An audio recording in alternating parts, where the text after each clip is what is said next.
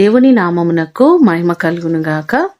ఈ ఉదయకాలము మీకందరికీ వందనాలు తెలియచేస్తున్నాను. ఈ దినము మిమ్ములను బలపరచు దేవుని మాట. దేవునికి సమస్తమును సాధ్యమే. మార్కు సువార్త 10వ అధ్యాయము 27వ వచనం. దేవునికి అసాధ్యమైన కార్యము ఏదియూ లేదు. ఆయన సమస్తమును చేయగలిగిన వారు.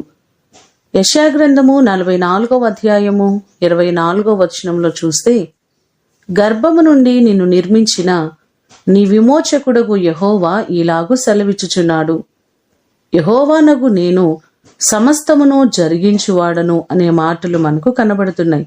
ఆయనే మనలను రూపించిన వారు, ఏర్పరచుకున్నవారు. మన జీవితంలో సమస్తమును సాధ్యము చేయగలిగిన దేవుడు ఆయనే. మీ పట్ల ప్రత్యేకమైన శ్రద్ధ ఆయనకు ఉంది. ఆయన మీ జీవితంలో ప్రతి కార్యమును తప్పకుండా నెరవేర్చుటకు సిద్ధంగా ఉన్నారు. అసాధ్యము అనుకుంటున్న ప్రతి కార్యము దేవుడు సాధ్యపరిచి ఆయన మిమ్మును ఆశీర్వదించునుగాక. ప్రార్థన చేసుకుందాం. పరలోకమందున్న మా తండ్రి, మీ పాదములకు వందనాలు, స్తోత్రాలు. మేము అసాధ్యములని ఎన్నో పనుల గురించి మేము ఆలోచిస్తున్నాం, కానీ మీకు సమస్తము సాధ్యమే ప్రభువా. నీ కృప చేత మా ప్రియులెల్లరినీ జ్ఞాపకం చేసుకోండి.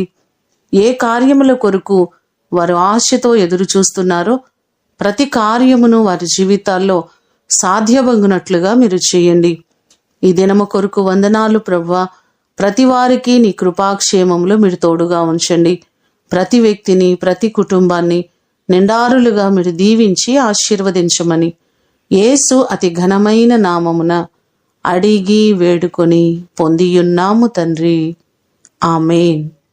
దేవుడు మిమ్ములను దీవించునుగాక.